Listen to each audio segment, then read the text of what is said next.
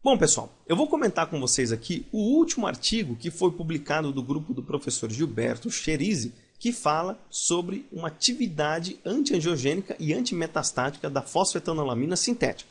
Lembrando que existem apenas 6 trabalhos que envolvem o nome do professor Gilberto Cherizzi frente ao uso desta droga para atividades antitumorais. Esse foi o publicado mais recentemente. E ele afirma nesse trabalho que a fosfetanolamina sintética tem um efeito antiangiogênico e antimetastático. E ele mostra alguns resultados para concluir isso aí. Eu vou mostrar algumas figuras do artigo, não vou mostrar todas. Se você quiser olhar o artigo na íntegra, é só clicar aqui no descritivo do vídeo.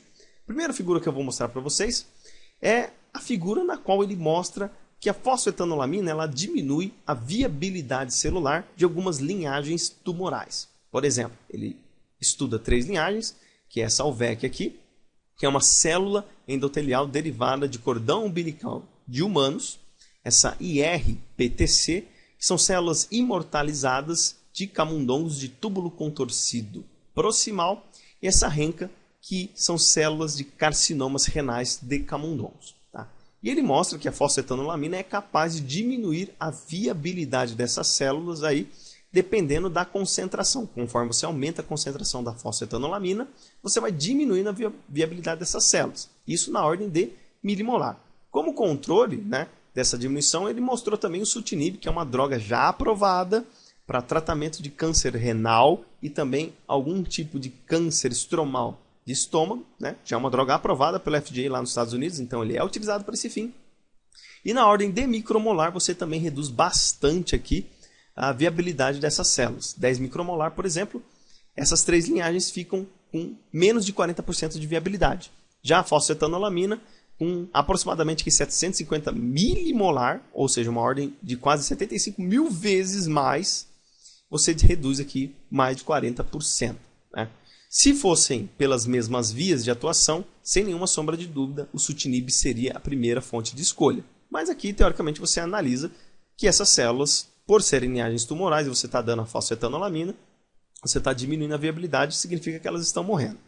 Um segundo teste que ele faz aqui, ele faz um teste para verificar a condição angiogênica destas células, UVECs, né, que são células endoteliais derivadas de cordão umbilical de humano. Isso ele faz em meio de cultura e ele quer ver se a fosfetanolamina bloqueia essa resposta angiogênica, entre aspas, que ele coloca. O que ele faz? Ele coloca essas células em cultura, essas células vão crescer, elas vão aderir na placa de cultura e vão confluir, ou seja, elas vão juntar uma a outra e assim quando elas confluem, tomam conta da placa, elas param de proliferar.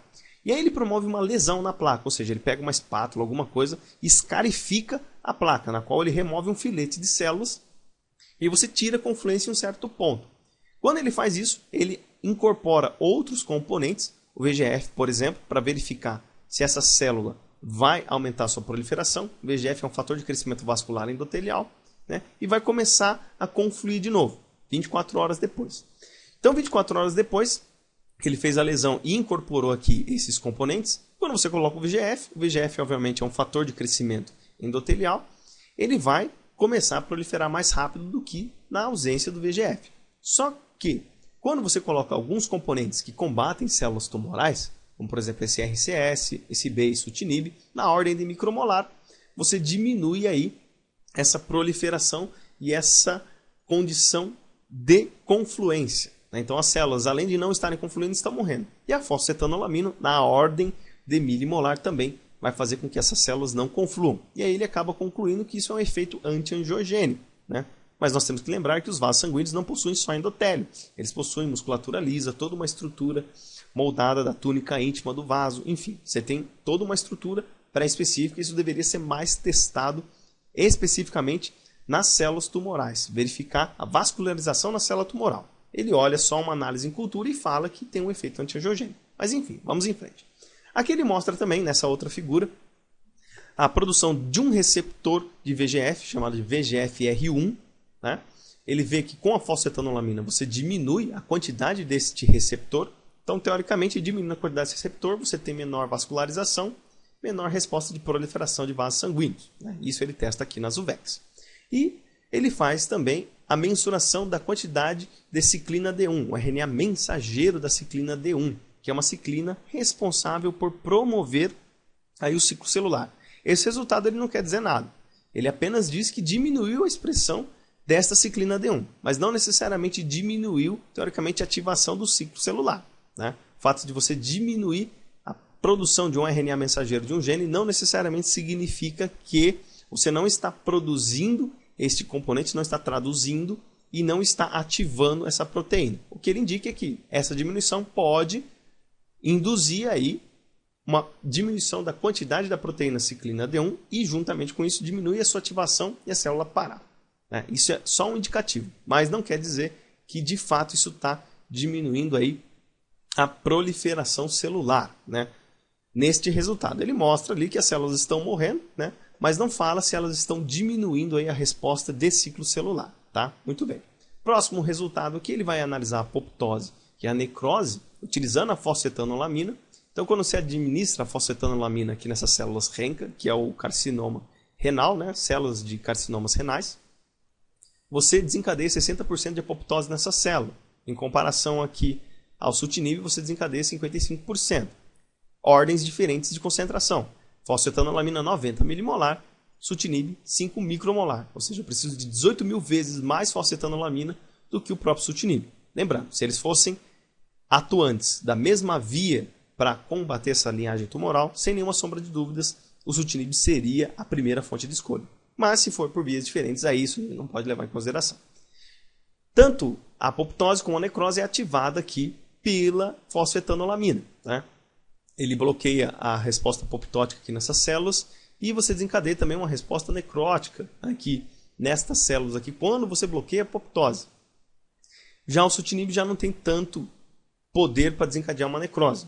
Teoricamente, nesse aspecto, a fosfetanolamina ela é boa, porque se você necrosa uma célula tumoral, né, células tumorais que são resistentes à apoptose, isso seria muito bom, tá?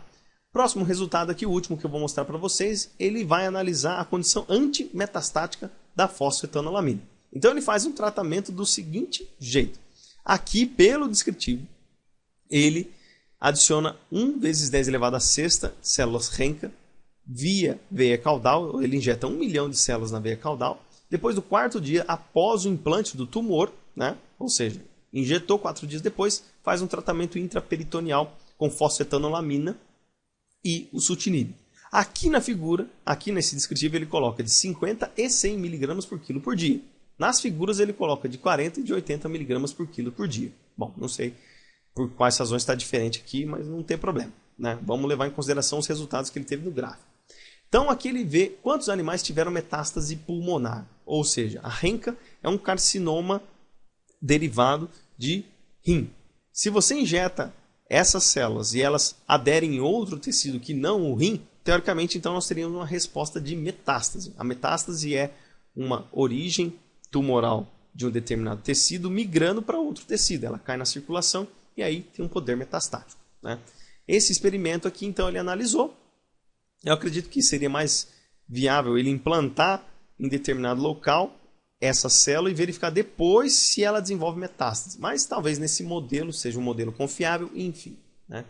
E ele vê que os animais que utilizaram a fosfetanolamina, né, e administrou a fosfetanolamina, você diminuiu drasticamente a condição de metástase pulmonar, né? Já o sutinib ele não foi tão eficiente quanto a fosfetanolamina aqui, né? 10 mg por quilo de sutinib não foi o suficiente para diminuir tanto a condição de metástase pulmonar comparado à fosfetanolamina. Mas uma coisa que me chamou a atenção foi isso aqui, né? A triagem experimental, para mim, ela está errada. Por quê? Porque ele coloca 15 doses de fosfetanolamina, né, e apenas 7 doses de sutinib. O que vai diferenciar aí a concentração plasmática dessas drogas nesses animais, né?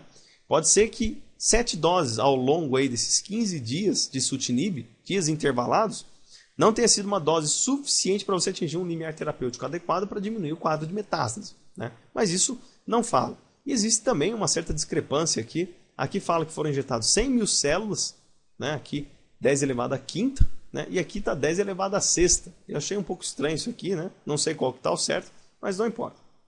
E aí, para a gente encerrar esse estudo aí, ele apenas conclui que a fosfetanolamina ela tem um potencial contra células tumorais.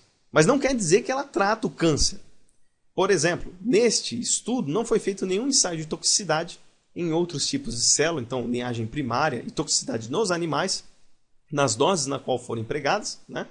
Deveria ser feito um ensaio de sobrevida desses animais para verificar de fato se essa droga ela tem uma segurança, né? Isso envolve os estudos pré-clínicos, enfim. Todos os estudos que foram publicados com a fosfetanolamina, nenhum deles estão em fase clínica. Todos eles estão em fase pré-clínica engatinhando, ou seja, apenas demonstraram que este componente químico, este composto, tem alguma atividade contra linhagens tumorais. Mas não significa ainda que ela seja utilizada para tratar câncer. Primeiro você tem que evidenciar mais efeitos, testar em outros modelos animais, em outras linhagens de célula. Ele fez em algumas outras linhagens, mas tem que verificar em outros modelos animais, passar por todas as triagens de ensaios clínicos, fase 1, 2 e 3, para verificar se isso tem efeito terapêutico em algum tipo de tumor, para posteriormente essa droga servir aí para ser aprovada pela Anvisa aqui no Brasil, para ser utilizada como tratamento contra tumor. Não existe nenhum estudo clínico com a fosfetanolamina. Todos os estudos que foram publicados pelo grupo do professor Gilberto Cherizi apenas estão nos ensaios pré-clínicos. Não tem sequer informações adequadas para sair do ensaio pré-clínico, passar para a fase clínica. Muita coisa deve ser feita.